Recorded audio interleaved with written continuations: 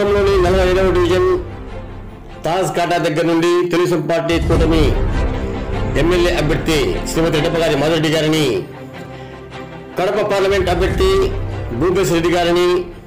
అఖండ మెజారిటీతో గెలిపించాలని ఇంటింటికి తిరుగుతూ మరియు నారా చంద్రబాబు నాయుడు గారి వారు మళ్ళీ ముఖ్యమంత్రిని చేయాలని చెప్పి ప్రచార కార్యక్రమం నిర్వహించడం జరిగినది. ఈ కార్యక్రమంలో కడప నియోజకవర్గ మాజీ ఇన్ఛార్జ్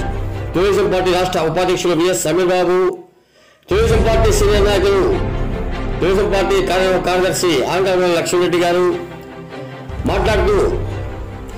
నిన్న వదిలిన కూటమి మేనిఫెస్టో దెబ్బతో వైసీపీ గాలిలో కొట్టుకుని పోవడం ఖాయమని,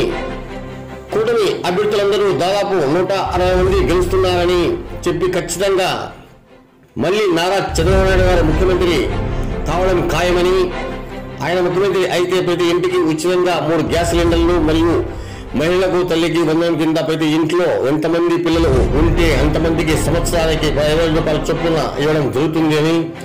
మరియు ప్రతి మహిళ ఎక్కడికి వెళ్ళినా బస్సుల్లో ఆర్టీసీ ఛార్జీలు, స్త్రీ నిరుద్యోగ వృత్తి కింద ప్రతి ఒక్కరికి యువకునికి 3,000 రూపాయలు ఇవ్వడం జరుగుతుందని, మరియు వికలాంగులకు నెలకు 6,000 రూపాయలు పెంచను, వృద్ధులకు 4,000 రూపాయలు పెంచను, ఇటువంటి మరెన్నో మంచి మంచి పథకాలు అన్ని మనకు రావాలంటే మళ్ళీ మన అందరూ తిరిగి నారా చంద్రబాబు గారిని ముఖ్యమంత్రిని తప్పకుండా చేసుకోవాలని చెప్పి, ఆయన ముఖ్యమంత్రి అయితేనే ఈ రాష్ట్రం గాలిలో పడుతుందని వీరు మాట్లాడటం జరిగేది. ఈ కార్యక్రమంలో తెలుగుదేశం పార్టీ తెలుగు యువత నగర అధ్యక్షులు మేకల వెంకటేష్ యాదవ్, కడప నగర ఉపాధ్యక్షులు మరియు ప్రముఖ న్యాయవాది లింగాల శివశంకర్ రెడ్డి, 45వ డివిజన్ ఇన్ఛార్జ్ కొండరెడ్డి జనార్దన్ రెడ్డి, 15వ booth incharge Annapurna, Masudan, Telugu Desam party రాష్ట్ర బీసీసీఎల్ కార్యదర్శి కోయకుంట శ్రీనివాసులు, పద్మశాలి రాష్ట్ర సాధికార కమిటీ సభ్యులు మాసా కోదండరాం, 6వ డివిజన్ సీనియర్ నాయకులు ఇప్పర నాగేంద్ర నాయుడు, రాష్ట్ర మైనార్టీ ప్రధాన కార్యదర్శి నాజర్ అలీ నాగేంద్ర, ఐటీడీపీ కడప నగర అధ్యక్షులు డాక్టర్ జి